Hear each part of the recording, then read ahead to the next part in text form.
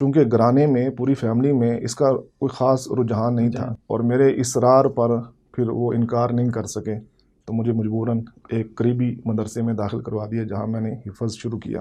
اسی دوران جو ہے نا وہ شہادت رسالے میں شیخ زبیر علی زئی رحمہ اللہ کے سوال اور جواب چھپتے تھے، اسماء و رجال کی ایک پوری بحث ہوتی تھی، وہ اپنے طرف کھینچتی تھی مجھے، یعنی شیخ صاحب سے تعلق استوار کروانے میں ابو بکر صاحب کا بہت کردار تھا۔ تو اس وقت سے لے کر پھر میں ان کی وفات تک ان کے ساتھ ہی رہا۔ تو لوگ بھی نسبت کرتے ہیں، جیسے آپ نے بھی سنا ہوگا علی مرزا صاحب ہیں، انجینئر محمد علی مرزا صاحب، کہ ہم حافظ زبیر علی زئی صاحب رحمہ اللہ کے شاگرد ہیں۔ جہاں تک علی مرزا صاحب کا تعلق ہے، یہ جتنی دفعہ بھی شیخ رحمہ اللہ سے ملے ہیں سوال جواب کے لیے ملے ہیں۔ جہاں تک استادی اور شاگردی کا تعلق ہے وہ بالکل نہیں ہے۔ ایک دفعہ ہم اکٹھے بیٹھے تھے، فون آیا، فون کی جو تصویر ہے میری طرف کر کے کہتے ہیں یہ دیکھو علی مرزا کا مجھے فون آ رہا ہے، لیکن اب میں اس کے ساتھ کوئی رابطہ نہیں رکھتا۔ مختلف شہروں میں تقاریر کے لیے، دروس کے لیے اور کچھ علمی دورہ جات ہوتے ہیں، ان کے انعقاد کے لیے بھی جاتا ہوں۔ کئی کتابیں آپ کی ابھی تک آ چکی ہوں گی؟ تقریباً 20 سے زیادہ ہیں، 20 سے زیادہ، اور اتنی ہی اب زیر طبع ہیں انشاءاللہ۔ تو جس کی ہم سے کوئی دل آزاری ہوئی ہو تو ہم معذرت خواہ ہیں۔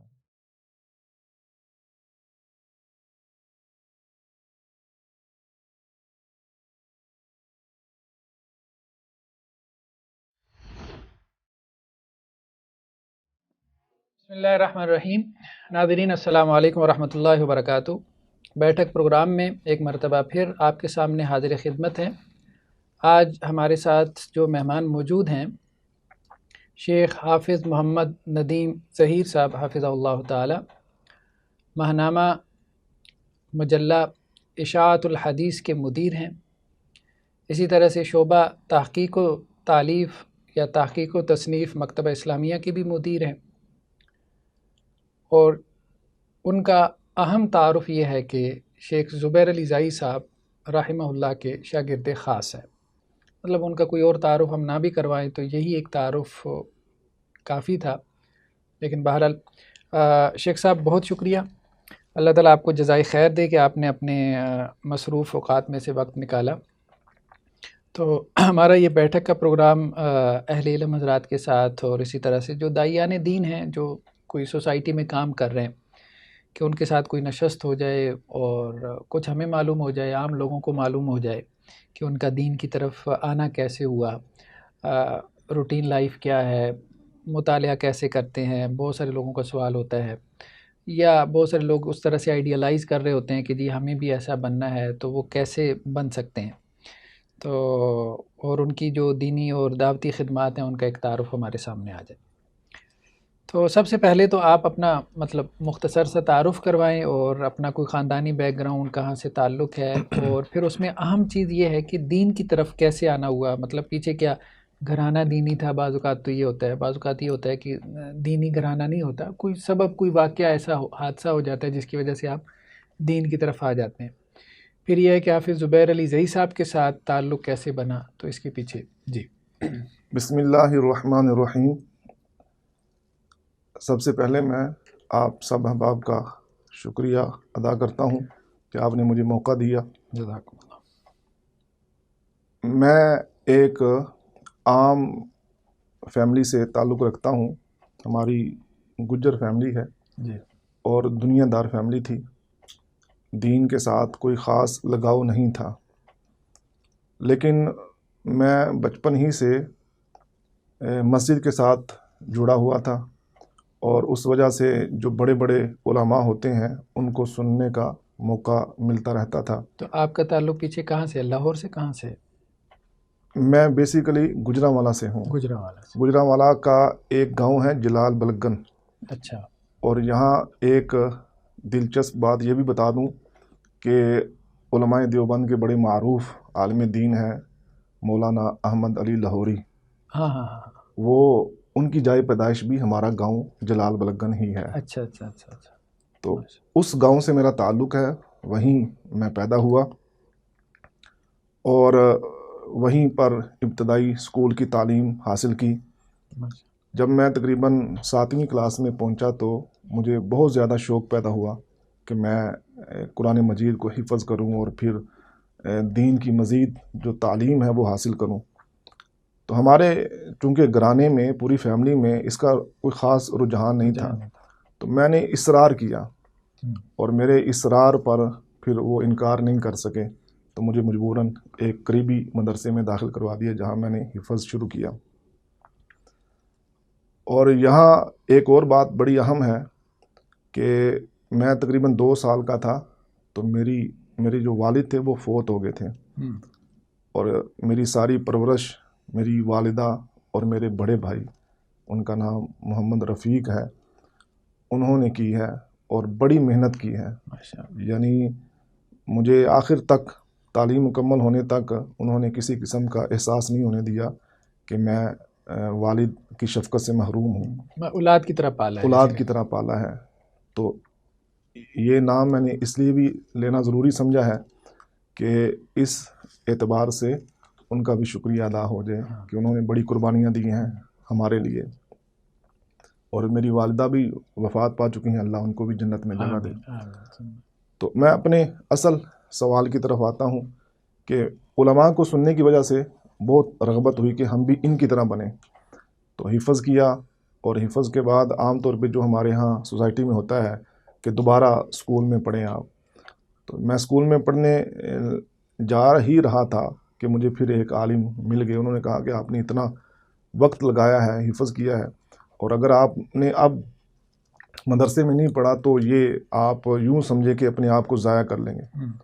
بہرحال یہ بات مجھے پسند آئی، میں مدرسے میں داخل ہو گیا، اور ویسے بھی میں مدرسے میں اس لیے بھی جانا چاہتا تھا کہ مجھے بڑی محبت تھی علامہ احسان الہی ظہیر رحمہ اللہ سے، اور میں ان کی طرح ایک عالم بننا چاہتا تھا، خطیب بننا چاہتا تھا۔ تو آج جو میرے نام کے ساتھ یہ ظہیر لگا ہوا ہے، یہ بھی اسی مناسبت سے ہے کہ مجھے ان سے بڑی محبت تھی، عقیدت تھی۔ تو میں مدرسے میں گیا اللہ کی توفیق سے۔ ہمارا جو فیملی بیک گراؤنڈ ہے اس میں کوئی ایسا نہیں ہے، دینی نہیں تھا، یعنی علماء نہیں تھے اس حد تک کہ بس نماز پڑھ لی، اور عقیدہ توحید اللہ کے فضل سے موجود تھا۔ مطلب اہل حدیث فیملی سے تھے ہم، لیکن دینی نہیں تھا۔ اور جب میں نے مدرسے کی تعلیم مکمل کی تو مدرسے کی تعلیم کے دوران ہی ایک رسالہ اس وقت شائع ہوتا تھا، مجلہ ماہانہ، اس کا نام تھا شہادت، اسلام آباد سے۔ تو آپ کی مدرسے کی تعلیم کوئی کتنی عمر تھی آپ کی جب آپ نے مکمل کر لی تھی، یا کس سن میں تقریباً؟ کوئی 2000 میں جامعہ سے مکمل فارغ ہو گیا تھا، یعنی جو بخاری تھی وہ پڑھ لی تھی ہم نے۔ مطلب ابھی آپ کو 20 سال ہو گئے؟ 20 سال تقریباً، استاذی کے 20 سال ہو گئے۔ ہاں جی ہاں جی۔ تو اسی دوران جو ہے نا وہ شہادت رسالے میں شیخ زبیر علی زئی رحمہ اللہ کے سوال اور جواب چھپتے تھے، فتاویٰ۔ تو ان کے فتاویٰ میں یہ بہت عام چیز ہوتی تھی، یہ حدیث صحیح ہے، یہ ضعیف ہے، اور پھر اسماء و رجال کی ایک پوری بحث ہوتی تھی، وہ اپنے طرف کھینچتی تھی مجھے۔ اور اسی دوران میں نے ایک جگہ پہ نماز پڑھانا شروع کی اور عصر کے بعد درس دیتا تھا۔ وہاں پہ ہمارے ایک بزرگ تھے جو سلطان محمود صاحب کے شاگرد تھے، محدث جلال پور پیر والا، وہ وہاں پہ رہتے تھے اپنے بچوں کے ساتھ۔ تو انہوں نے مجھے کہا کہ میں آپ کو فارغ ٹائم پہ مشکات پڑھایا کروں گا۔ وہ بڑے اچھے طریقے سے وہ مجھے مشکات پڑھاتے تھے۔ ان کے ایک بیٹے تھے ابو بکر صدیق صاحب، اسلام آباد میں آج بھی وہ بڑے معروف ہیں، اور ایک عربی اخبار کے وہ ایڈیٹر بھی ہیں۔ اور ان کے بڑے بھائی جو ہیں وہ قاری انس صاحب، مکتبہ عربی کتب کا بہت ذخیرہ ان کے پاس ہے، وہ یہ کام کرتے ہیں۔ تو ابو بکر صدیق صاحب نے میرے جو شوق کو دیکھا تو انہوں نے کہا کہ ایک بہت بڑے عالم ہیں زبیر علی زئی صاحب، آپ کو ان کے پاس جانا چاہیے۔ تو میں اس کا کوئی سبب نکالتا ہوں، کیونکہ میں نے پہلے ان کو پڑھا ہوا تھا اور دل میں ایک عقیدت سی تھی، خواہش تھی۔ وہ مجھے ایک دفعہ ایک پوری کلاس ہماری کو لے گئے وہاں پر، ہم تقریباً 15-20 لڑکے تھے حضروں میں۔ پہلی دفعہ جب ہم گئے، شیخ صاحب کی لائبریری دیکھی، بہت خوشی ہوئی۔ اس کے بعد انہوں نے جو ہماری آؤ بھگت کی اور پھر جو ہمارے سوالات کے جوابات انہوں نے بڑی خوش دلی سے دیے۔ یہ کوئی کس سن کا واقعہ ہوگا کوئی اگر یہ تقریباً 1900 98 کی بات ہے غالباً. 98 کی بات. ہاں جی. ٹھیک. تو اس وقت میں نے دل میں یہ عزم کر لیا کہ اگر جب میں جامعہ سے فارغ ہوں گا تو ان سے میں ضرور استفادہ کروں گا. تو یہ میرا یعنی شیخ صاحب سے تعلق استوار کروانے میں ابو بکر صاحب کا بہت ذریعہ بن کردار گیا. تھا کہ وہ وہاں مجھے لے کر گئے، ہماری پوری کلاس کو لے کر گئے. تو میں نے اسی وقت یہ سوچ لیا تھا. اس کے بعد میں وقتاً فوقتاً جاتا تھا، لیکن شیخ رحمہ اللہ کہتے تھے کہ میرے پاس ادھر رہائش کا بندوبست نہیں ہے اور ابھی باقاعدہ مدرسہ بھی نہیں ہے. تو 2000 میں جب میں فارغ ہوا تو میں شیخ صاحب کے پاس گیا، لیکن وہاں پہ بندوبست نہیں تھا رہنے کا. تو وہیں سے پھر میں جامعہ ابی بکر میں چلا گیا. ان دنوں میں یہ بڑی شہرت تھی کہ جو وہاں پڑھتا ہے بھلے 1 یا 2 سال پڑھے، اس کا داخلہ مدینہ میں ہو جاتا ہے. اچھا اچھا. تو اسی غرض سے میں وہاں گیا. وہاں بھی ہمارے بہت ہی ایک جلیل القدر استاذ تھے، اللہ ان کی حفاظت فرمائے، مولانا عمر فاروق سعیدی حافظہ اللہ. ماشاءاللہ ماشاءاللہ. وہ اس وقت شیخ الحدیث تھے جامعہ میں، اور انہوں نے میرے ساتھ بڑا شفقت والا، بڑا محبت والا معاملہ کیا کہ علیحدہ طور پہ وہ مجھے کچھ نہ کچھ سمجھاتے، پڑھاتے اور کتابوں کا تعارف کرواتے کہ یہ آپ کے لیے پڑھنے میں بہت اچھی رہے گی. ایک دن پھر انہوں نے مجھے یہ کہا کہ وہ بھی محقق آدمی ہیں، مطلب جی ان کی کتابیں ابو ماشاءاللہ داود کا ترجمہ بھی لکھا ہے انہوں نے. جی. انہوں نے مجھے یہ مشورہ دیا کہ آپ جہاں سے آئے ہیں وہاں چلے جائیں تو یہ آپ کے لیے کراچی کی نسبت زیادہ بہتر ہوگا، کہ کراچی ایک شور والا علاقہ ہے، ادھر علم وہ اس قدر نہیں ہے جس طرح پنجاب میں لوگوں کا شوق اور ذوق ہے. تو پھر میں وہاں سے واپس آ گیا. حضروں شیخ صاحب نے اس وقت تک کافی اپنا معاملات درست کر لیے تھے، رہائش کا، کھانے پینے کا سیٹ اپ بنا لیا تھا. تو اس وقت سے لے کر پھر میں ان کی وفات تک ان کے ساتھ ہی رہا. دوران میں صرف 2004 میں میرا ایڈمیشن ہو گیا تھا اسلامی یونیورسٹی میں. تو اس دوران جتنا میں پڑھتا رہا، ہماری چھٹی ہوتی تھی جمعے کو، آدھی چھٹی ہوتی، ہفتہ اتوار چھٹی، تو میں وہ دن حضروں میں گزارتا تھا، باقی پھر یونیورسٹی میں آ جاتا تھا. وہ تھوڑا سا عرصہ جو ہے یہ تھوڑا یعنی دوری والا عرصہ رہا ہے، لیکن اس میں بھی ہر ہفتے 2-3 دن یا جو بھی چھٹی کا دن ہوتا تھا میرا حضروں میں تو گزرتا تھا. کتنی عرصہ آپ کی صحبت رہی؟ تقریباً 15 سال بن جاتے ہیں. 15 سال بعد. ہاں جی. اور آپ کی وفات تک آپ کے رسالے کے ساتھ اور آپ کی جتنی بھی کتب چھپی ہیں ان سب کتب پر بنیادی طور پہ اللہ کے فضل سے میں نے بہت کام کیا ہے. تو یہ بتائیے گا ہمیں، حافظ زبیر علی صاحب ماشاءاللہ سے بڑی خدمات ہیں ان کی، تحقیق حدیث میں ایک نام ہے ان کا، اللہ نے بڑا ان سے کام لیا. تو ہم دیکھتے ہیں کہ جو انہوں نے کافی لوگ پیدا کیے شاگرد جو اپنی نسبت ان کی طرف کرتے ہیں. کتنے لوگ ہیں جو اس وقت کام کر رہے ہیں، مطلب آپ کے خیال میں جن کو انہوں نے تیار کیا ہے وہ کون کون ہیں؟ جس دوران ہم وہاں تھے اس وقت شیخ صاحب سے بہت سے ایسے لوگ بھی پڑھنے آتے تھے جو برطانیہ میں رہتے تھے یا جو روس کی آزاد ریاستیں تھیں. اچھا. وہاں سے بھی کئی طالب علم آتے تھے اور وہ 1 سال 6 ماہ 4 ماہ جتنا کسی کے پاس ویزا ہوتا یا وقت ہوتا وہ پڑھ کے چلے جاتے تھے. ان میں سے ایک ہمارے بھائی ہیں برمنگم میں رہتے ہیں، عبد الرحمن. اچھا. وہ اس دوران میں ادھر ہی تھا، وہ بھی تقریباً 6 ماہ پڑھنے کے لیے آئے تھے اور پھر پڑھ کر چلے گئے. اسی طرح ایک ڈربی میں ہوتے ہیں نوید شوکت صاحب. اچھا. وہ بھی شیخ صاحب سے پڑھتے رہے. اور عبد الرحمن ہی نام تھا جو اس ریاست سے آئے تھے جو روس سے آزاد ہوئی. جی جی. اور پاکستان کے تو بہت سے ایسے عالم ہیں جنہوں نے باقاعدہ شیخ صاحب سے استفادہ کیا. ان میں ایک معروف نام تو مولانا غلام مصطفیٰ ظہیر حافظہ اللہ کا ہے، اور اس کے علاوہ ایک بڑے محقق ہیں ماشاءاللہ، اور انہوں نے کئی کتابوں پر کام کیا ہے، مولانا تنویر حسین ہزاروی. آج بھی وہ لاہور ہی میں ایک عظیم ادارے کے ساتھ منسلک ہیں اور کام کر رہے ہیں.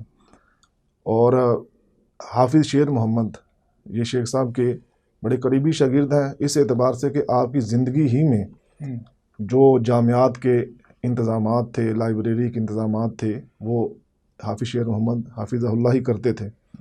انہوں نے بھی بہت زیادہ استفادہ کیا شیخ صاحب سے.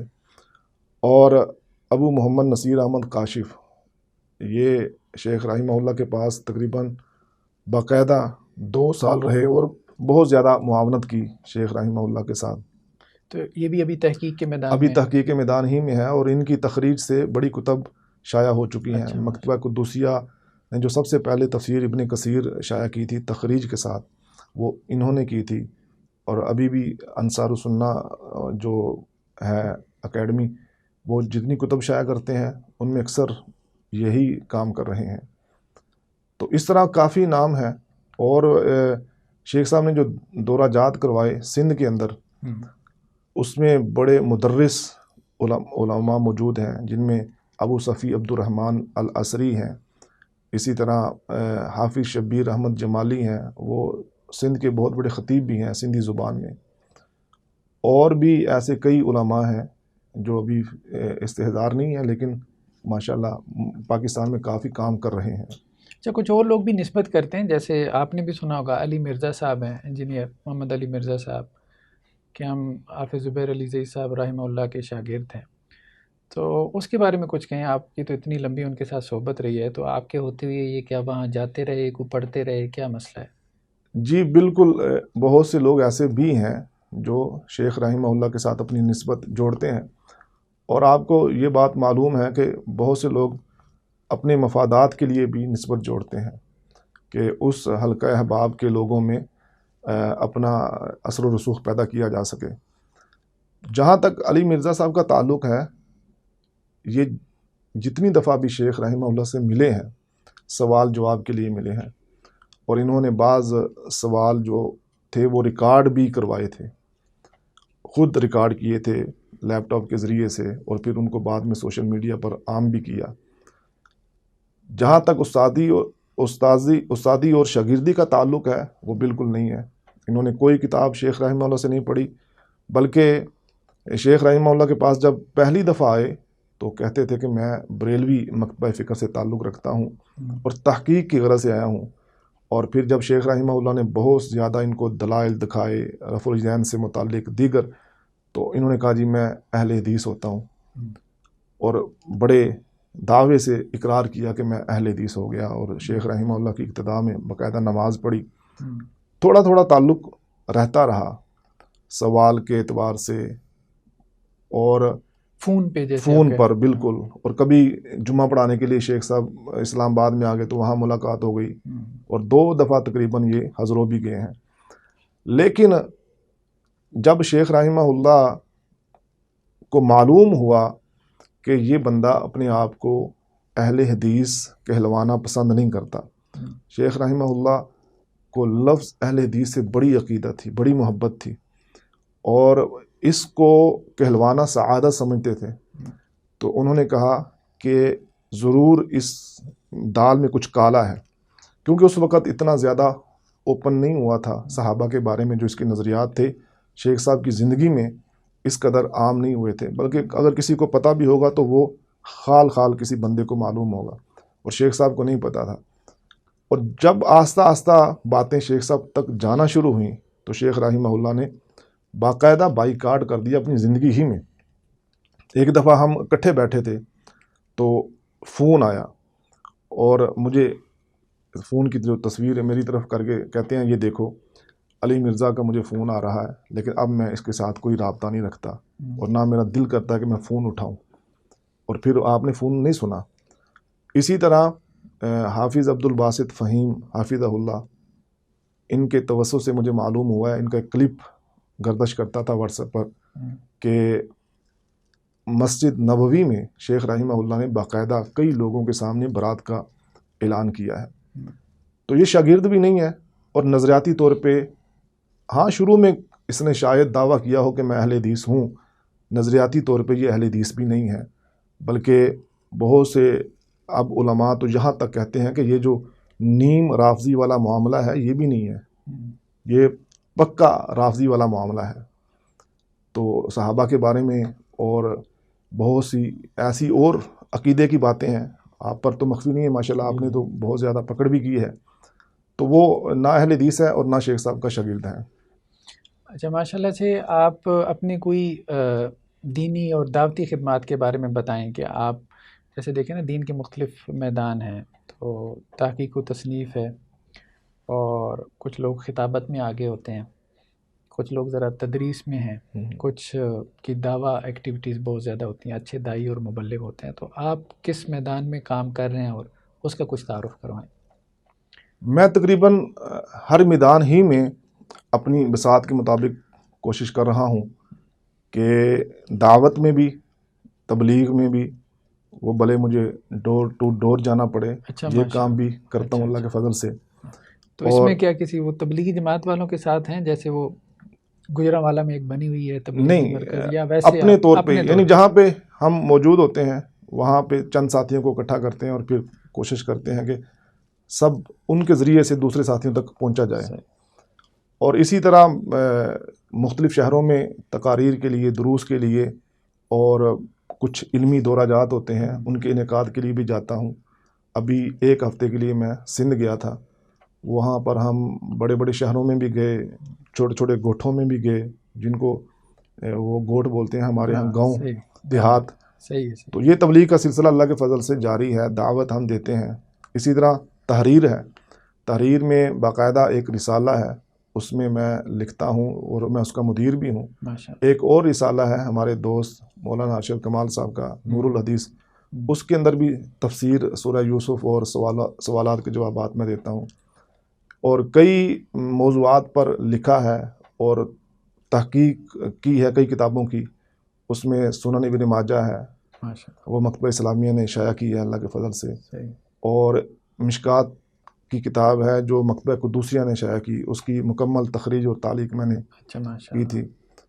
اور اس طرح تحفۃ العروس ہے، میاں بیوی ایک دوسرے کا دل کیسے جیتے ہیں، اسلامی وظائف، حسن المسلم جو بڑی معروف کتاب ہے، اس کی تحقیق بھی کی اور اس کی تلخیص بھی میں نے کی علیحدہ سے مختصر کر کے بھی.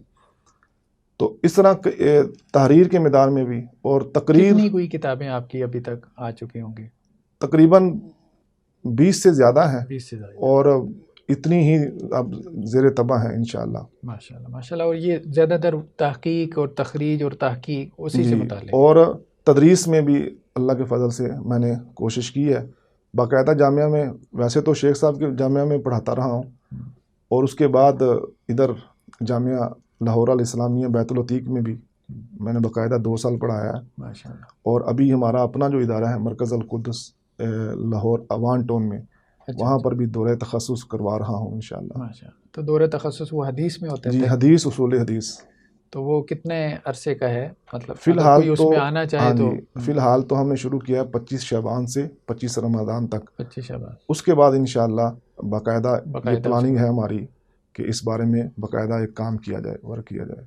اچھا، یہ بتائیے گا، تحقیق حدیث ماشاءاللہ سے آپ کا میدان ہے، آپ کے استاد محترم کا بھی میدان تھا، اور جتنا بھی اختلاف کیا جائے، کسی سے بھی اختلاف کیا جا سکتا ہے، اہل حدیث فکر تو یہی ہے. لیکن یہ ہے کہ اس میں کوئی شک نہیں کہ حافظ زبیر علی زئی صاحب بہت محنتی، بہت مخلص جو ہے وہ عالم دین تھے اور ریسرچر تھے، محقق تھے، اور انہوں نے اپنی محنت سے، اپنے اخلاص سے اپنے شاگردوں کی، قابل شاگردوں کی ایک جماعت چھوڑی. کیا اختلافات ہیں، مطلب منہجی اختلافات تحقیق حدیث میں حافظ زبیر علی زئی صاحب کے دوسرے علماء کے ساتھ، علامہ البانی کے ساتھ، یا ویسے جیسے رسالوں میں پڑھنے میں آتی ہیں چیزیں، محدث ہو گیا، اور ارشاد اللہ قصری صاحب کے مطلب ان کے شاگردوں کی طرف سے تدلیس کا مسئلہ ہے، حسن لغیری. تو اس کے بارے میں آپ بتائیں کہ اصل میں اختلاف ہے کیا؟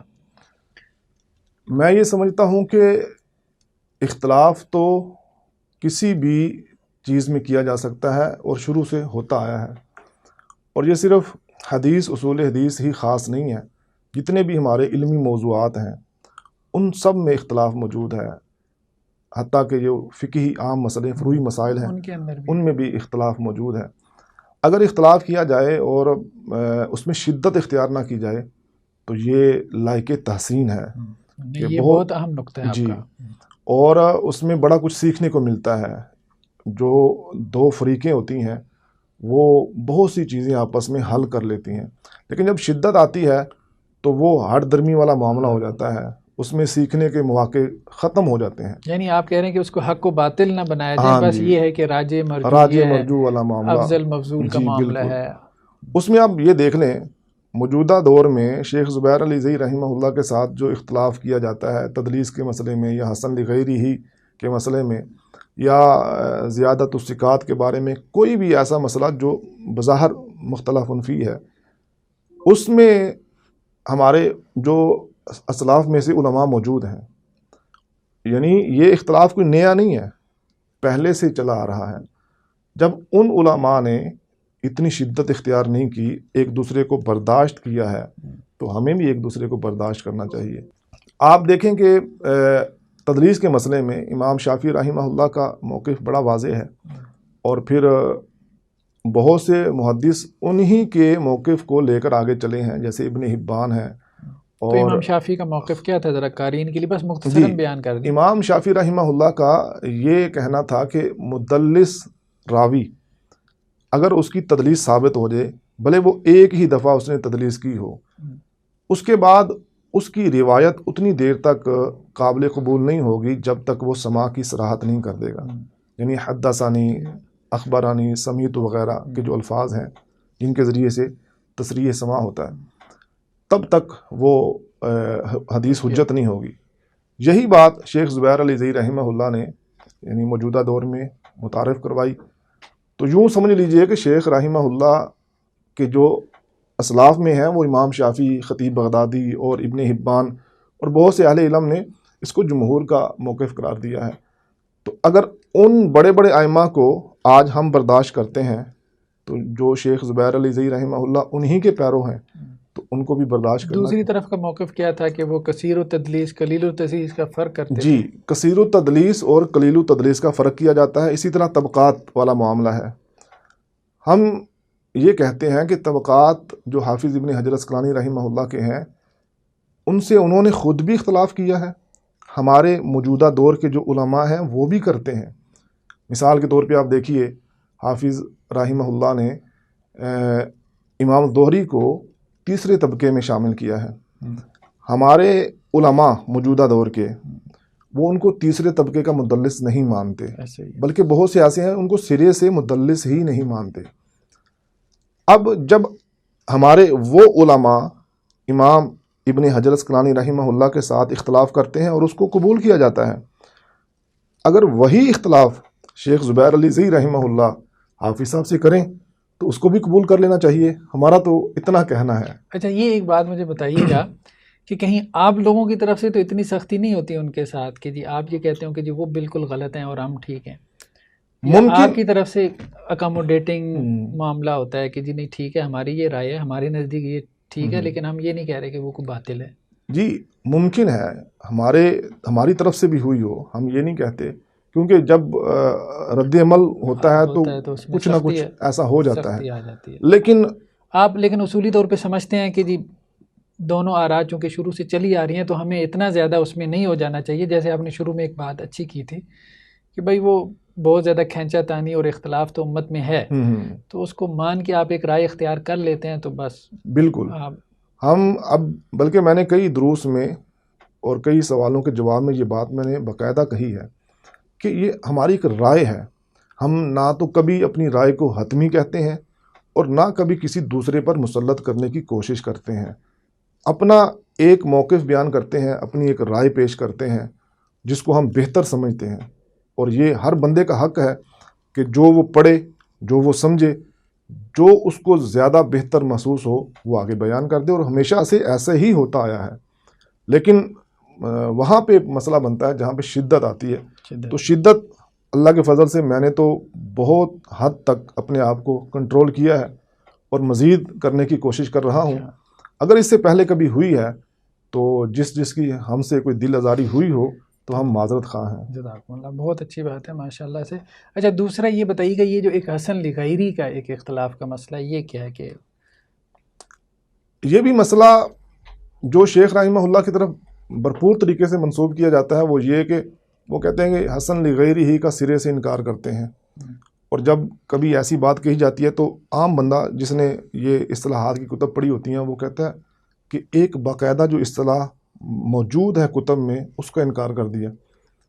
حالانکہ ایک آپ یوں کہہ لیں کہ جو قسم بنتی ہے ہمارے ہاں، شیخ رحمہ اللہ یہ کہا کرتے تھے کہ جو ترک ضعیف ضعیف ضعیف جی اور پھر بندہ کہتا ہے کہ یہ حسن حسن لغیری ہی بنتی بنتی ہے، تو یہ میرے نزدیک کہتے ہیں کہ ایسے حدیث حسن لغیری ہی نہیں بنتی۔ اگر ایک روایت ضعیف ہے، اس کا کوئی حسن لذات ہی یا صحیح لذات ہی شاہد موجود ہے یا کوئی کسی قسم کی مطابقت موجود ہے، تو ہم اس کو حسن لغیری ہی بنا دیتے ہیں، اور ایسے کئی مثالیں موجود بھی ہیں شیخ رحمہ اللہ کی طرف سے۔ لیکن وہ یہ کہتے ہیں کہ جی کثرت طرق سے کوئی ضعیف روایت چاہے ضعف کم بھی ہو، جیسے وہ کہتے ہیں جی مجہول الحال راوی ہو، جی یہ جی، ضعف کم ہے یا کوئی اور انہوں نے جو اور قسمیں اس میں بھی آپ دیکھیں گے یعنی یہ تقریباً ہر عالم کے ساتھ یہ معاملہ موجود ہے، لیکن شیخ رحمہ اللہ کو وہ نشانے پر لایا گیا ہے اور بڑا اوپن کر دیا گیا ہے۔ مثال کے طور پہ میں عام طور پہ یہ بات مثال کے طور پہ بتاتا ہوں۔ آپ دیکھیں علامہ البانی رحمہ اللہ نے اپنے صحیحہ وغیرہ میں تقریباً 200 روایات جن کو حسن لغیری ہی قرار دیا تھا، ان کے شاگرد محدث ابو اسحاق الحوینی حافظہ اللہ نے سب کو ضعیف قرار دے دیا۔ یعنی کوئی دنیا میں میرے علم کے مطابق ایسی روایت موجود نہیں جس کو حسن لغیری ہی قرار دیا گیا ہو، اور وہ اسی طرح ضعیف جمع ضعیف سے حسن لغیری ہی بنی ہو، اس پر امت کا اتفاق ہو گیا ہو۔ نہیں، ویسے علامہ البانی تو حسن لغیری کے قائل ہیں۔ جی جی قائل ہیں، اسی لیے تو میں نے کہا کہ جن کو انہوں نے حسن لغیری قرار دیا ان کے شاگرد نے ضعیف قرار دے دیا۔ اسی طرح اگر علامہ البانی رحمہ اللہ نے کسی کو حسن لغیری قرار دیا ہے تو شیخ زبیر علی زئی رحمہ اللہ نے اس کو ضعیف قرار دیا ہے۔ تو جس طرح محدث ابو اسحاق الحوینی کہ اس عمل کو قبول کیا جاتا ہے، ہم یہ کہتے ہیں کہ شیخ زبیر کو بھی قبول کیا جا سکتا ہے۔ لیکن اس میں نا میرے خیال میں اصولی اختلاف تو پھر بھی باقی رہتا ہے جی، وہ کہ بھی وہ یہ اصولی طور پہ نہیں مان رہے، حسن لغیری کو مان ہی نہیں رہے کہ مانتے ہیں حسن لغیری ہی ضعیف جو ترک ہوتے ہیں زیادہ ضعیف والے، ان سب کو جمع کر کے حسن لغیری نہیں مانتے شیخ رحمہ اللہ، یہ مانتے ہیں۔ یعنی یہ اصولی طور پہ نہیں مانتے، وہ اصولی طور پہ مانتے ہیں۔ جی جی، یہ بات تسلیم والی بات ضرور ہے کہ یہ اصولی طور پہ، لیکن جو ہم بات کرنے جا رہے ہیں اور اس سے کافی حد تک جو معاملہ جو ہے نا افہام و تفہیم کا ذریعے سے حل ہو سکتا ہے کہ دنیا میں آج تک کوئی ایسی روایت نہیں جس کو حسن لغیری ہی کہا گیا ہو، سب ہی کا اتفاق ہو، کسی نہ کسی عالم نے اس سے اختلاف کیا ہے۔ یعنی یہ ایک دیکھا جائے تو یہ اصول حدیث کی بڑی کتب میں بھی آپ دیکھیں گے تو یہ شروع سے اختلافی مسئلہ رہا ہے۔ تو اس اختلاف کو اصول سے ہٹ کر، جیسے ابھی آپ نے بات کی ہے، دیکھا جائے تو شیخ رحمہ اللہ کے ساتھ شدت والا معاملہ نہیں کرنا چاہیے، ان کو بھی قبول کیا جا سکتا ہے، ان کی رائے وہ بات آپ کی کو ٹھیک بھی ہے، احترام، شدت والا معاملہ نہیں کرنا چاہیے، چیزوں کو ایک علمی رائے آئے تو اس کو انسان کو دیکھنا چاہیے، باقی انسان اس سے اختلاف کر لے تو ٹھیک ہے۔ یہ دوسرا مسئلہ ہو گیا۔ تیسرا مسئلہ جو ہے نا، وہ جیسے عام طور پہ بیان ہوتا ہے کہ جی شیخ صاحب کے ہاں جو راوی کے اوپر حکم لگانے کا جو ایک منہج تھا، ابھی ہم منہجی مسائل ڈسکس کر رہے ہیں، جزیات کو تو نہیں، جزیات میں تو حدیث کسی کے نزدیک صحیح ہوتی ہے، ضعیف ہو سکتی ہے، وہ آپ کی بات ٹھیک ہے، اصل چیز تو پیچھے اصول ہیں، بالکل اصولی باتیں ہونی چاہیے۔ کہ شیخ صاحب کے یہاں یہ بھی اصول تھا کہ وہ یہ کہتے تھے کہ جی جمہور اگر جو ہے وہ ائمہ جرح و تعدیل کسی راوی کو اگر وہ ضعیف کہہ دیتے ہیں تو وہ ضعیف ہے، اگر کسی کو ثقہ کہہ دیتے ہیں۔ یہ جمہور کا اصول کیا ہے، جمہوریت کا؟ یا اصل میں بیسیکلی یہ اصول نہیں ہے، شیخ رحمہ اللہ کے نزدیک یہ ایک تطبیق کا راستہ تھا جو وہ اختیار کرتے تھے کہ جب کسی راوی کے بارے میں یا کسی حدیث کے بارے میں حکم لگانے میں بڑی مشکل پیش آ رہی ہو کہ دونوں طرف بڑے ممتاز علل کے ماہر جید علماء محدثین ہوں، تو ترجیح کسے دی جائے؟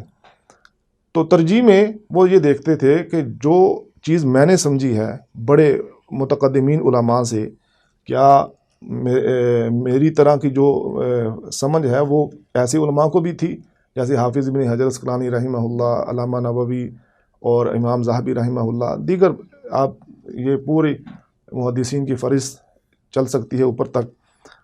تو پھر وہ ترجیح دینے کے لیے، تطبیق دینے کے لیے جمہور کا سہارا لیتے تھے، ورنہ جمہور کوئی کلیہ قاعدہ نہیں ہے، کوئی اصول نہیں ہے۔ اصل چیز وہی ہے جو اصول ہیں، علل ہے، علل کو ہمیشہ ترجیح دی گئی ہے، لیکن جہاں پہ جرح مفسر نہیں ہوتی تھی اور کسی نتیجے پر پہنچنا مشکل ہوتا تھا، وہاں تطبیق کے لیے جمہور کا سہارا لیا جاتا تھا۔ یہ بات ہمارے لوگوں کو سمجھ نہیں آئی، تو انہوں نے کہا جی یہ تو سر گنتے ہیں، جو علل ہے یا اصول ہیں ان کی نزدیک نعوذ باللہ ان کی کوئی اہمیت نہیں ہے، تو جب ایک طرف سر گنتے ہیں تو اتنے زیادہ ہو گئے تو وہ صحیح ہو گئی، دوسری طرف سر گنے تو وہ ضعیف ہو گئی، حالانکہ ایسا نہیں ہے۔ یہ آپ دیکھیں گے کہ وہیں پر یہ قاعدہ استعمال کیا گیا یا یہ بات استعمال کی گئی جہاں کوئی اور راستہ نہیں تھا، ہاں جی دقت ہوئی حل کے لیے، نتیجہ اخذ کرنے کے لیے، وگرنہ بعض اوقات تو یہاں تک بھی ہوا ہے۔ اپنی کتاب انوار الصحیفہ میں شیخ رحمہ اللہ نے ایک روایت کے بارے میں لکھا، رجال ثقات، اس کے راوی تقریباً سب ثقہ ہیں، لیکن امام بخاری رحمہ اللہ نے اس کو معلول قرار دیا ہے، لہٰذا یہ روایت ضعیف ہے۔ اچھا، یعنی یہاں ایک بڑے محدث علل کے ماہر کی وجہ سے روایت کو ضعیف قرار دیا جا رہا ہے۔ اچھا یہ بتائیے گا کہ یہ منہجی اختلافات تو خیر بہرحال آپ کہہ رہے ہیں کہ جی پہلے سے ائمہ سے بھی چلے آ رہے ہیں، تو آپ کا خود کبھی کوئی اختلاف ہوا ہو یا آپ کے علاوہ آپ کے جو کلاس فیلوز ہیں انہوں نے شیخ صاحب سے اختلاف کیا ہو؟ مطلب ایسا تو نہیں ہے کہیں آپ کے اندر بھی کوئی جمود ہے اس حوالے سے کہ جی ہمارے شیخ صاحب کی یہ رائے ہے تو اب ہم نے اسی کے مطابق چلنا ہے؟ اللہ کے فضل سے شیخ رحمہ اللہ نے ہماری جو تربیت کی ہے انہوں نے اس جمود ہی کو توڑا ہے، اور وہ اپنے شاگرد کے اختلاف کو لوگوں کے سامنے بیان بھی کیا کرتے تھے تاکہ شاگرد کی حوصلہ افزائی ہو کہ شاگرد بھی اپنے استاد سے اختلاف کر سکتا ہے۔ اور ہم نے یعنی تحقیقی میدان میں بھی اپنے شیخ سے بعض جگہ پر اختلاف کیا ہے دلائل کے ساتھ، اور اس کے علاوہ جو فروعی مسائل ہیں یا کوئی فقہی مسائل ہیں ان میں بھی اللہ کے فضل سے دلائل سے اختلاف کیا ہے۔ بعض روایتیں ایسی ہیں جن کو شیخ رحمہ اللہ نے صحیح قرار دیا، وہ ہماری تحقیق میں ضعیف ہیں، اور بعض ایسی ہیں جو انہوں نے ضعیف قرار دی، ہماری تحقیق میں بعد میں صحیح ثابت ہو گئی اللہ کی توفیق سے۔ اسی طرح اور کئی مسائل ایسے تھے جن میں ہم اختلاف کرتے تھے اور وہ بڑی خندہ پیشانی سے ان کو قبول کرتے تھے، جیسا کہ میں نے آپ کو بتلایا وہ لوگوں میں اس کی تشہیر بھی کرتے تھے کہ میرے شاگرد جو ہیں وہ مجھ سے اختلاف کرتے ہیں۔ تو یہ شاگرد کی حوصلہ افزائی کے لیے ہم سمجھتے ہیں کہ وہ ایسے بتایا کرتے تھے تاکہ شاگردوں میں یہ جمود نہ آئے کہ نہیں جی جو ہمارے استاد نے کہا ہم نے اسی کو قبول کرنا ہے اور اسی کو آگے پھیلانا ہے۔ ایسی بات، ایسی تربیت کبھی نہیں شیخ رحمہ اللہ نے کی۔ اچھا ایسا بھی کوئی آپ کو مطلب ایکسپیرینس ہوا، آپ کی اتنی ان کے ساتھ صحبت رہی ہے کہ کبھی انہوں نے کسی حدیث کی کوئی تحقیق کی ہو بعد میں اس سے رجوع کر لیا ہو؟ جی بالکل، یہ ہو جاتا تھا، مطلب خوبی بھی ان میں بہت زیادہ پائی جاتی تھی، اور وہ بڑے یعنی اعلانیہ طور پہ رجوع کرتے تھے۔ یہ نہیں کہ بعض لوگوں کی غلطی اگر واضح ہو جائے تو وہ چپکے سے ہی اس کی تصحیح کر دیتے ہیں، کسی کو بتاتے بھی نہیں ہیں۔ شیخ رحمہ اللہ باقاعدہ اپنے مجلہ میں اعلان لگایا کرتے تھے کہ فلاں وجہ سے یا فلاں علت کی بنا پر میں نے روایت کو ضعیف قرار دیا تھا، اب مجھے بعد میں اس کے شواہد مل گئے یا کوئی مطابعات مل گئی یا سماع کی تصریح مل گئی تو فلاں روایت جو ہے وہ صحیح ہے۔ بعض لوگ اس وقت بھی اور بعد میں بھی اس چیز کا مذاق اڑاتے تھے کہ شیخ رحمہ اللہ پہلے جلد بازی کرتے ہیں اور پھر جو ہے وہ رجوع کرتے رہتے ہیں۔ حالانکہ رجوع میں یہ سمجھتا ہوں اہل ایمان کا خاصہ ہے، غلطی کوتاہی کس سے نہیں ہوتی، لیکن جو بندہ اپنی غلطی کوتاہی کو تسلیم کر کے رجوع کر لیتا ہے وہی اللہ کے فضل سے حق والا انسان ہے۔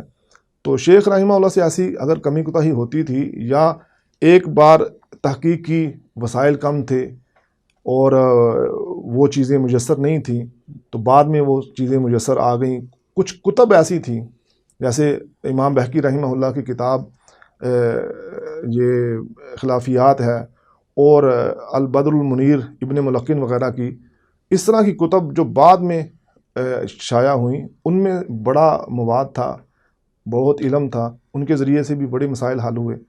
جب وہ ان تک پہنچے انہوں نے پڑھا تو پھر اپنی سابقہ باتوں سے رجوع بھی کرنا پڑا۔ تو ایسا تو ہر عالم کے ساتھ ہوتا ہے، لیکن ہم یہ سمجھتے ہیں کہ یہ ان کی نیک نیتی تھی جس کو لوگوں نے استہزاء یا مذاق کا ذریعہ بنایا۔ یہ بتائیے گا، آپ ماشاءاللہ ان کے ساتھ رہے، آپ زیادہ باتیں آپ سے شیخ صاحب کی طرف چلی گئیں، بس مجھے کوئی ایسی دلچسپی زیادہ پیدا ہو رہی ہے چونکہ میری نہیں ملاقات ہوئی، اور بھی بہت سارے لوگ جو جاننا چاہتے ہوں گے، تو میں نے کہا اب آپ سے اس بہانے ملاقات ہو گئی تو کوئی سوال کر ہی لوں۔ شیخ صاحب کی زندگی کے کوئی ایسا واقعہ، مطلب ان کی کوئی ایسی عادت، کوئی ایسی خصلت جو آپ کو بہت دل کو لگی ہو اور آپ اس کو بیان کرنا چاہیں، ٹھیک ہے، یا جس میں عام لوگوں کے لیے یا علماء کے لیے چلیں کوئی رہنمائی ہو، جیسے ہم عام طور پہ اہل علم کے قصص بیان کرتے ہیں۔ میں نے شیخ رحمہ اللہ کی بہت سی خوبیاں دیکھی ہیں، لیکن ایک خوبی جو بیان کرنا ضروری سمجھتا ہوں وہ یہ کہ شیخ رحمہ اللہ میں یہ جذبہ بہت زیادہ تھا کہ جس چیز کا علم مجھے ہو گیا ہے کسی نہ کسی طریقے سے وہ دوسرے تک پہنچ جائے، حتیٰ کہ اگر آپ نے ایک مطالعہ کے دوران ایک قول ہی پڑھا ہے نا، وہ صبح کو اپنے شاگردوں کو ضرور بتائیں گے، اور پھر رسالے میں بھلے چھوٹا سا وہ ڈبہ لگانا پڑے اس میں ضرور لکھیں گے تاکہ لوگوں تک پہنچ جائے۔ تو یہ چیز بہت زیادہ عام تھی ان میں، اور اس کے علاوہ ان کے اندر جو جذبہ تھا مسلک کی حمیت والا اور غیرت ایمانی بہت زیادہ تھا، کہ وہ یہ کہا کرتے تھے کہ ہر چیز میں کمپرومائز ہو سکتا ہے لیکن توحید اور سنت پر کمپرومائز نہیں ہو سکتا، یعنی مسلک اہل الحدیث پر کمپرومائز نہیں ہو سکتا۔ اور عام ان کی زبان پر یہ لفظ ہوتے تھے کہ مسلک کے لیے، اہل الحدیث کے لیے میری جان بھی حاضر ہے۔ اچھا، یہ بتائیے گا، اب آپ کی طرف آتے ہیں، ماشاءاللہ سے آپ کی کتابوں کا بھی تذکرہ آ گیا، آپ کی دعوتی علمی تدریسی خدمات کا بھی، تو اپنی کوئی پرسنل لائف کے بارے میں بتائیں، مطلب روٹین لائف کیا ہے، شادی وادی آپ کی ہو گئی، بچے کتنے ہیں، کیا کر رہے ہیں آپ، ان کو کیا بنانا چاہتے ہیں، تو اس حوالے سے کچھ عرض کریں۔ جی، اللہ کی توفیق سے میری شادی ہو چکی ہے اور میں اپنی ازواجی زندگی میں بہت زیادہ خوش ہوں۔ ماشاءاللہ۔ جو میری شریک حیات ہیں وہ دینی اعتبار سے میری بہت زیادہ معاونت کرتی ہیں، ماشاءاللہ، اللہ ان کو جزائے خیر دے۔ آمین۔ اور اللہ نے مجھے 2 بیٹیاں عطا کی ہیں، ماشاءاللہ۔ اور میرا یہی ارادہ ہے کہ اللہ نے عطا کی ہیں تو وہ ان کو اللہ کے راستے اللہ کے ہی راستے میں ان کو صرف کیا جائے، کہ وہ قرآن پڑھیں، حدیث پڑھیں، اور پھر جہاں تک ان کی طاقت ہے وہ اس کی تبلیغ کریں۔ کوئی ذہن میں جیسے کوئی خواہش ہو، دینی خواہش کہ کچھ مستقبل میں کرنا چاہتے ہوں، کیا آتا ہے ذہن میں، مطلب جو ابھی تک نہیں کر پائے؟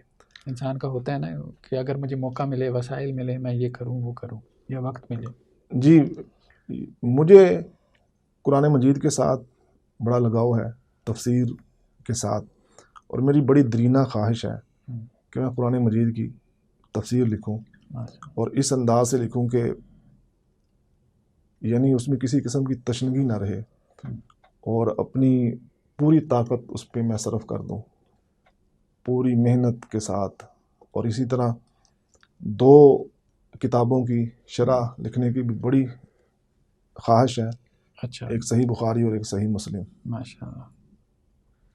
تو مطالعے کی کیا کوئی آپ کی روٹین ہے؟ عام طور پہ نوجوان بہت سوال پوچھتے ہیں کہ جی مطالعہ کیسے کریں، کیسے روٹین بنائیں اس کی، تو آپ کی کیا روٹین ہے، مطلب صبح سے شام تک کی تدریسی اوقات مطلب کتنے ہیں، اور مطالعے کے اوقات کتنے ہیں؟ عام طور پہ تو باقاعدہ جو پڑھائی میں کرتا ہوں وہ مغرب کے بعد یا عشاء کے بعد، پھر جب تک نیند نہیں آتی وہ پڑھتا ہی رہتا ہوں۔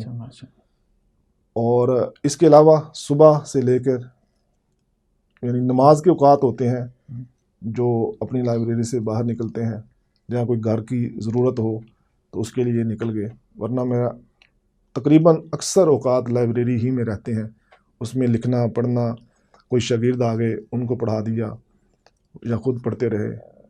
تو ایک بات جو ضروری کرنا چاہتا ہوں وہ یہ کہ موجودہ دور میں مطالعہ میں خلل واقع ہوا ہے۔ 10 سال پہلے تقریباً نہیں تھا، 5 سال پہلے جب سے یہ موبائل وغیرہ آیا ہے، اور آپ کے توسط سے ہم یہ بات بھی کر دینا چاہتے ہیں کہ اس میں ہمارے جو چاہنے والے ہوتے ہیں، جو ہم سے سوال کرتے ہیں، ان کی ڈیمانڈیں بہت ہوتی ہیں کہ آپ واٹس ایپ استعمال کریں، یعنی ہر وقت ہمیں جواب میسر، یعنی 24 گھنٹے آپ ادھر ہی رہیں، جب ہے۔ بھی ہمارا سوال آئے آپ جواب دے دیں، آپ سوشل میڈیا استعمال کریں، آپ یہ کریں، آپ وہ کریں. اور پھر جب ہم ان کی ڈیمانڈ پوری کرنے کے لیے تھوڑا سا ان کی طرف جاتے ہیں تو وہ ہمیں پورا کھینچنے کی کوشش کرتے ہیں. تو جس کے نتیجے میں ایک عالم کی تدریس، تحریر، تقریر اور جو اس نے اپنا ذاتی مطالعہ کرنا ہوتا ہے اس میں بہت زیادہ خلل واقع ہوتا ہے. تو ہم اپنے ساتھیوں کو، اپنے چاہنے والوں کو یہ پیغام دینا چاہتے ہیں کہ محدود وقت میں جو بہت ضروری ہو وہ آپ یعنی سوشل میڈیا کے ذریعے سے یا واٹس ایپ وغیرہ کے ذریعے سے پوچھیں، باقی علماء کو فارغ کر دیں. لیکن یہ آپ کی بہت اہم بات ہے، لوگ ناراض ہوتے ہیں بلکہ یہ بھی سمجھتے ہیں متکبر ہے. جی، ہمیں بہت سی باتوں کا سامنا کرنا پڑا ہے کہ وہ جواب نہیں دیتے، وہ تو سلام کا جواب نہیں دیتے. حالانکہ بہت سی وجہ ہوتی ہیں کہ کبھی انسان سفر میں ہوتا ہے، کبھی کہاں ہوتا ہے، کبھی کہاں ہوتا ہے، تو کبھی وہ پڑھا رہا ہوتا ہے، اس وقت وہ استعمال نہیں کر سکتا موبائل. تو میں یہ سمجھتا ہوں کہ علماء کو، جو ہماری عوام ہے، ان کو چاہیے کہ علماء کو اس سلسلے میں تھوڑی سی لچک دیں اور ان کو فارغ کر دیں. مطلب اس میں بھی دیکھا جا سکتا ہے نا، چھوٹے چھوٹے سوال بعض لوگوں کے ہوتے ہیں، وہ خود نیٹ پہ سرچ کر سکتے ہیں. بالکل. بلکہ ایک صاحب نے مجھے کہا، ایسے بہت سارے لوگ ہوتے ہیں جو بعد میں شکوہ بھی کرتے ہیں. ایک صاحب نے شکوہ کیا، حافظ صاحب ایک سوال ہی تو کیا تھا. میں نے کہا آپ کو یہ نہیں معلوم کہ آپ دن میں وہ 25ویں تھے جس نے سوال کیا تھا. آپ نے تو یہ کہا کہ میں ایک بندہ اور میں نے حافظ صاحب کو سوال کیا. تو اصل میں وہ لوگ یہ نہیں سوچ رہے ہوتے کہ کتنے ہیں جو حافظ ندیم ظہیر صاحب کو سوالات کر رہے ہیں اس دن میں. ٹھیک ہے، تو اب اگر ان کو وہ سوالات کے جوابات دینا شروع کر دیں تو وہ بیچارے نماز بھی نہ پڑھ پائیں. اور ایسا ہی ہوتا ہے کیونکہ ہم سے جو لوگ سوال پوچھتے ہیں وہ عام طور پہ کسی نہ کسی تحقیق سے متعلق ہوتے ہیں. تو وہ جب ہم تحقیق شروع کرتے ہیں تو جو اپنا پہلا کام ہو رہا ہوتا ہے وہ رک جاتا ہے. پھر یہی ہمارے وہ احباب ہوتے ہیں جو یہ ہمیں کہتے ہیں کہ اتنے عرصے سے آپ یہ کام کر رہے ہیں، ابھی تک پورا ہی نہیں ہوا. یعنی وہ کہاں کہاں جا کے اس کا اثر پڑتا ہے ہمارے ان بھائیوں کو اندازہ نہیں ہے. نہیں، علماء کے وقت کی قدر کرنی چاہیے، بالکل بہت ضروری ہے، لوگوں کو بھی سمجھنا چاہیے. تو ویسے میں نے اب ایک کام کیا ہوا ہے کہ عموماً جو ہے نا نمبر سیو نہ ہو تو اٹینڈ نہیں کرتا. لوگ واٹس ایپ پہ میسج کرتے ہیں تو میں میسج دیکھ لیتا ہوں. پھر اس میں یہ ہوتا ہے کہ جس کا کوئی ضروری ہونا تو اس کو جواب دے دیتا ہوں. ورنہ یہی کر سکتا ہے کسی کا کوئی زندگی موت کا مسئلہ ہے، جیسے نکاح طلاق کے مسائل ہوتے ہیں، چلیں گھر میں کوئی جھگڑا پیدا ہوا ہے، ان کی معاشرتی زندگی ہے یا کسی کا کوئی سائیکولوجیکل ایشو ہے تو وہ بندہ اس میں رپلائی کر دے. باقی چھوٹے چھوٹے مسائل تو لوگ کہیں سے بھی پوچھ سکتے ہیں. اور بعض اوقات تو لوگ ایک فہرست بنا کے بھیج دیتے ہیں نا 10 سوالات، وہ ایسے لگتا ہے جیسے اگلا بندہ جو ہے وہ اسی کام ایسا ہی ہے، کوئی شک نہیں، فارغ بیٹھا ہوا ہے. اور دوسروں کی تحریر آپ کو بھیج دیں گے کہ اس کا جواب دیں، وہ تحریر 10 صفحوں کے برابر بن جاتی ہے. واٹس ایپ پہ چھوٹی لگتی ہے لیکن اگر آپ اس کو نکالیں باہر تو 10 کے برابر. ویڈیوز بھیج دیں گے، پہلے آپ اس کو سنیں اور پھر اس کا 15 20 منٹ کے کلپ ہوتے ہیں کہ آپ سن کے جواب دے دیں. تو یہ بہرحال یہ ناظرین سے گزارش ہے کہ یہ مشکلات العلماء ہیں، اس کو بالکل علماء کی یہ مشکلات ہیں، اس کو مد نظر رکھیں. ظاہری بات ہے یہ بہت اہم مسئلہ ہے. تو انہوں نے گھر کو وقت دینا ہے، اپنے جو تدریسی اور تحقیقی جو بھی ان کی وہ خدمات ہیں اس کو انہوں نے وقت دینا ہے. تو اس کے ساتھ ساتھ یہ سوالوں جو آپ کا سلسلہ اگر لمبا چوڑا شروع ہو جائے، ایک عالم دین کو دن میں 20 30 سوالات آئیں اور وہ ان کے جوابات دینے بیٹھ جائیں تو وہ لوگ مائنڈ بھی کرتے ہیں. بعض اوقات میں نے دیکھا بہت غصے بھرا جواب بھی دیتے ہیں کہ پتہ نہیں. تو بہرحال مائنڈ نہیں کرنا چاہیے. چلیں جی، بہت شکریہ، اللہ تعالیٰ آپ کو خوش رکھے. اور ناظرین، یہ تھے ہمارے ساتھ حافظ محمد ندیم ظہیر صاحب حافظہ اللہ تعالی. تو انشاءاللہ نیکسٹ ایپیسوڈ میں ہم ملتے ہیں، بیٹھک کے نیکسٹ ایپیسوڈ میں ایک نئے مہمان کے ساتھ اور ان کی جو تحقیقات ہیں اور ان کی جو دینی خدمات ہیں اس کے ساتھ. اس وقت تک کے لیے اللہ حافظ. السلام علیکم ورحمۃ اللہ وبرکاتہ.